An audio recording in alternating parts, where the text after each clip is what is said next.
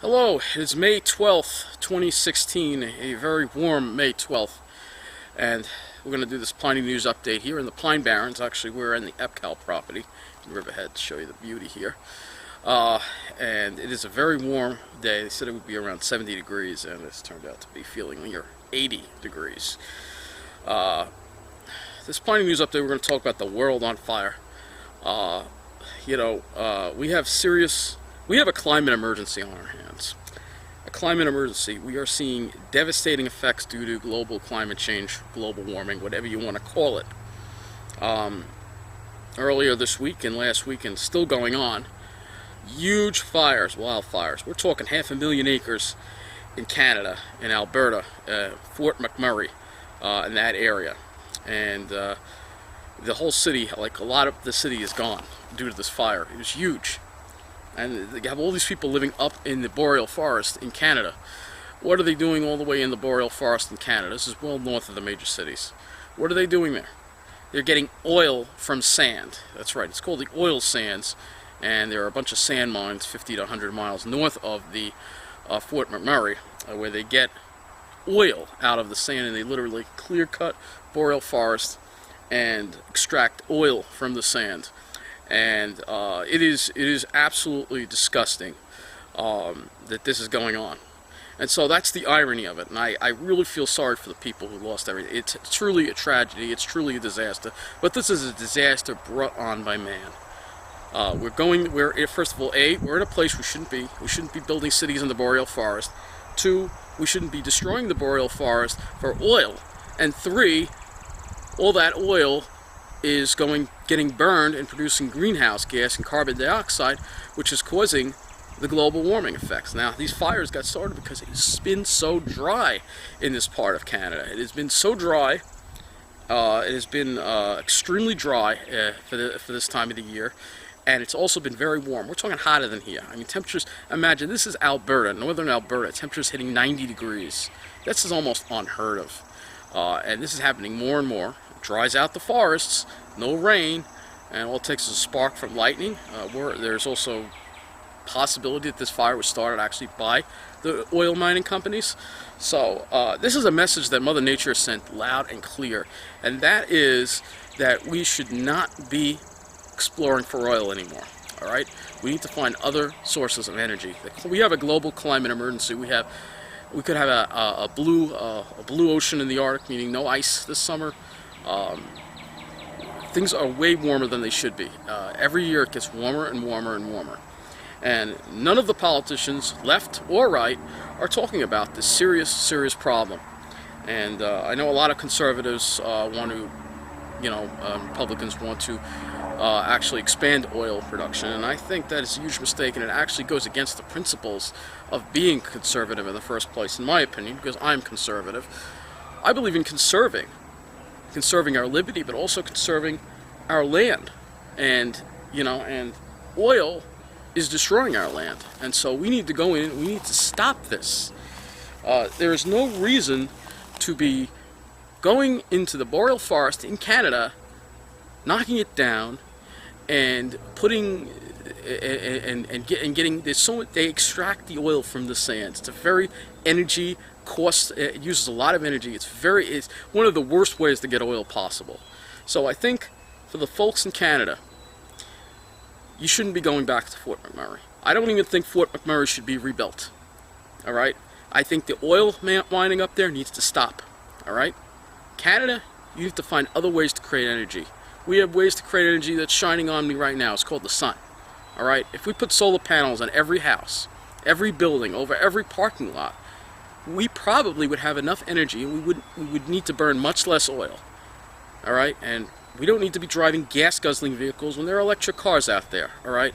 They need to come down in price, but we need to do that. And I know people on the right are going to disagree with me on this, but you've got to see how important it is to conserve what we've got, and we can't keep doing this to ourselves. All right, we are poisoning the air. We are creating greenhouse gases. Carbon dioxide is a greenhouse gas, and the scary thing about it is that the carbon dioxide, as the biggest effects of global warming are in the Arctic. And what's stored in the Arctic? A lot of methane. once that escapes, that is a much more potent greenhouse gas than even carbon dioxide. So you're setting, as that methane, as the permafrost thaws and the methane comes out in the atmosphere, it's only gonna get worse. So we got to stop this, man. All right, we've got to stop destroying the planet. All right, it's that simple. It doesn't matter whether you're Democrat or Republican. Our goal should be the same: to reduce and eventually eliminate burning fossil fuels. There's no need to do it. Not when we have the sun, not when we have wind, and nuclear too. But oil, gas, this crap has got to stop. We can't keep burning this stuff. We are going to burn ourselves out of existence. All right, and the interesting thing of it is that we humans actually will wind up suffering the most, believe it or not. All right, the drought may, the drought, people need water to drink. All right, the drought may, the fires are very destructive. But if you have fires all over the planet, these trees don't care, these pitch pines. They'll come right back. People, on the other hand, won't.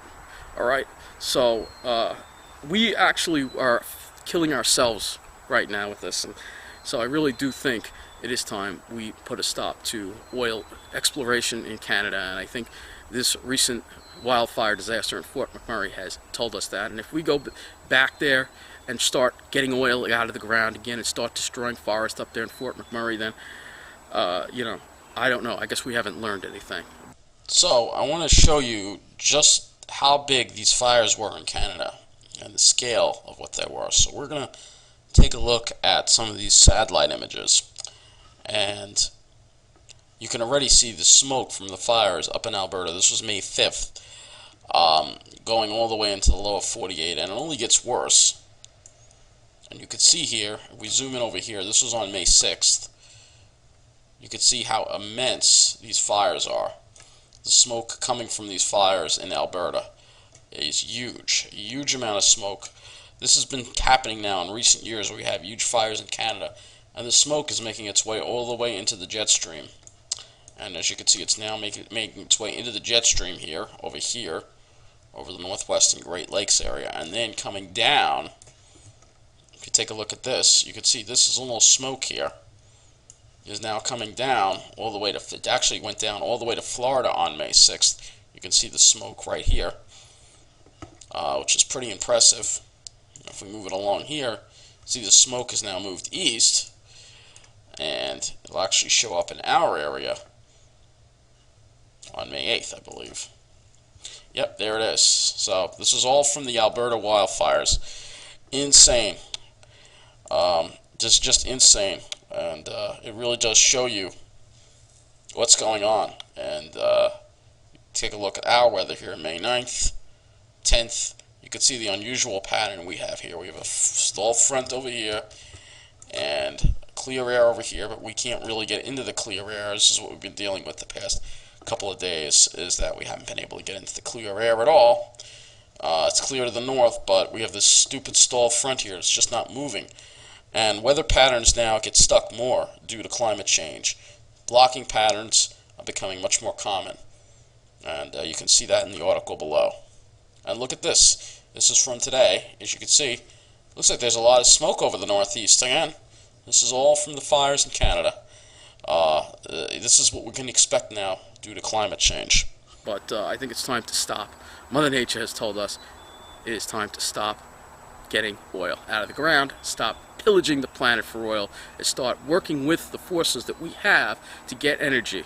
We will all be better off, and we will all save money. And if those who say, well, if you get rid of fossil fuels like coal, oil, you're going to put people out of work, there will be other jobs for them in solar energy and all these other forms of energy. And, if I was the president, I would say, you know what, all these new energy companies like solar and renewables, they pay no taxes. Give them no taxes. Just have them pay no taxes. And that will be an advantage for them and to hire the workers that used to work in the oil and the coal. All right, I don't want to put people out of work, but what I am saying is that we can't keep doing this to ourselves. We got to stop. And that's part of the reason I came out here and made this Piney news. There are other issues that we need to talk about, though, also. That being, right after I did the other one at the beginning of the month, it came out that quietly that Mr. Ed Mangano renewed the contract with Transdev to operate Nice Bus. No surprise. I'm not surprised. It just does make it that much harder for MTA to ever come back. And that's also wrong for the environment, because now you're encouraging more people to drive, basically, because the service Transdev provides is not reliable, it's not efficient, and they keep cutting service. And but this is all special favors, you know, it's all special favors. Everybody is in on it. We have so much corruption here, and it's really unfortunate. Unfortunately, it does look like NICE is here to stay. Now, that looks quite likely, and I've tried, but, you know, it's like to the point where I'm just banging my head against the wall here. Now, unfortunately, with NICE Bus here to stay, at least for the next 5 years, most likely, I don't think the county is going to break a contract with them. We can deal with more sites like this.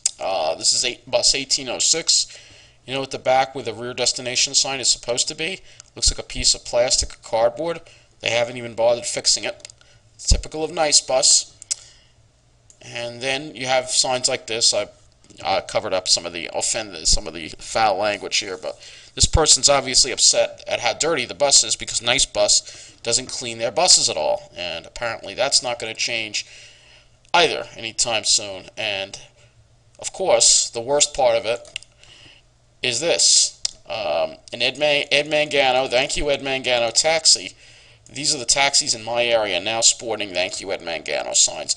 Probably thanking him for cutting some of the late night N22 service, leaving people at the mercy of these taxis. So, yeah, we get to enjoy more of this. It really is a shame. I talked about NICE a lot. Some people like it, some people don't like it, but it does not seem like NICE is going away, no matter how hard I squeak or do these videos. It doesn't matter, because the fact is the riders, the people who take NICE Bus, they're not getting involved. No matter how much we've tried, they don't want to get involved. You know, what can I do, you know? So it's unfortunate. 5 more years of NICE, but I don't think NICE is going anywhere now. The fix is in, and now, you know, it's just, even if the county executive gets replaced, you know, the Democrats had their chance to intervene, they didn't. So, you know, it's unfortunate, but that's what it is. That's what it is when you depend on bus service on Long Island. You know, it's not a priority, and I think it's time to be a priority. You know, and you know, we need reliable bus service. The last thing I want to talk about, at least some good news on the Long Island Railroad front. Now, later this month, I'm going to try to remember to do it. I'm going to review some of the ridership from the ridership book 2015, compare it with 2012. But the other thing that I want to talk to you about is the third track is moving along. It does not look like, my town, at least Westbury, is now saying it's going to happen. There's not much they're going to be able to do to stop it. And it's important. Third track, Cuomo wants the third track done, and he wants all the grade crossings eliminated. This will be one of the best things to happen to my part of Nassau, Central Nassau, in a long, long time. It'll be great for the whole island, because let's face it, most of the higher density housing, most of the population lives in the middle of the island, not the South Shore. All right, and it's time the middle of the island get the best train service. And also, it is also important because of climate change, as I highlighted earlier, more storms are going to occur. There's going to be more sea level rise. The South Shore is going to be less and less habitable. We've got to start investing in structure in the middle of the island, because that's where people are going to be living. All right, we've already have many of smart growth projects in Mineola, Mytown, Westbury, Farmingdale. There's none of that going on the South Shore. So you need to have the train service for these people. And this is why we need the third track on the main line. This morning, the 812 train, a lot of people waiting for it here in Westbury, and I mean a lot of people. There wasn't a train canceled. This is the way it always is. And this is because the train before 812 is 7:40 or something like that, I think, or so. There's a 7:35 and a 7:40 something that goes to Atlantic. And then after that, you got to wait for this 812 train, and it is, as you can see, packed. And this is why we need the third track. We need more service. We don't get enough service for the amount of people that live in this area. Meanwhile, on the Babylon branch, we get empty trains like this one here that pulled into Merrick. So this is exactly what I'm going to keep talking about in regards to the railroad. So basically, what's going on here is we have these stockbrokers here getting off the train in Merrick, and they're more important than all these people here waiting for a train in Westbury. And this is why things have to change. And so here's a video from this morning of the 812 train. Again, these are all the people that take the train here in Westbury in morning rush hours, and we don't get enough service. I think it's pretty despicable. These millennials, these young people, to stay on Long Island. So this project is necessary, and even though I've criticized Cuomo, and I know Cuomo's behind Mangano and this whole nice bus thing, at least he gets it with the Long Island Railroad, and that this mainline third track is key to improving the situation in the middle of the island, having more reliable service, more frequent service. It'll be great, and I look forward to it. I really do. I think we have a lot of good things happening if we at least, you know, get that third track done. There's going to be a lot of good things happening for Long Island Railroad, at least. Maybe not so much for bus service, but great things for the Long Island Railroad. But I don't know what that sound is, but you know what? That's a woodpecker. Yeah, there's a woodpecker somewhere around here. You hear him? Anyway, I'm going to look for that woodpecker, maybe get a picture of him. But that wraps up this Piney news in the Pine Barrens here in Calverton and the Epcal property. And this to me is what we got to fight to save. All right, this has always been the most important thing to me, and it always will be the most important thing. That's why I keep coming here and doing these videos, because there's not enough people that come out and feel the ocean breeze is finally kicking in. It's one thing I love about living on Long Island. You know, the thing about New Jersey is hot, and I'm no fan of the heat. It's like, it may not be that far, but it's like always much hotter there. So anyway, yeah, that's a woodpecker. But anyway, that wraps up this Piney news. I got a video. I will show you a little bit about this cool place in Nassau called Levy Preserve, where you go to the top of the hill, you can see so much. I took a video a while ago about it, but this time I'm going to explain to you what you see. And I'm going to find that woodpecker. So, thank you for watching this Piney news. Take it easy.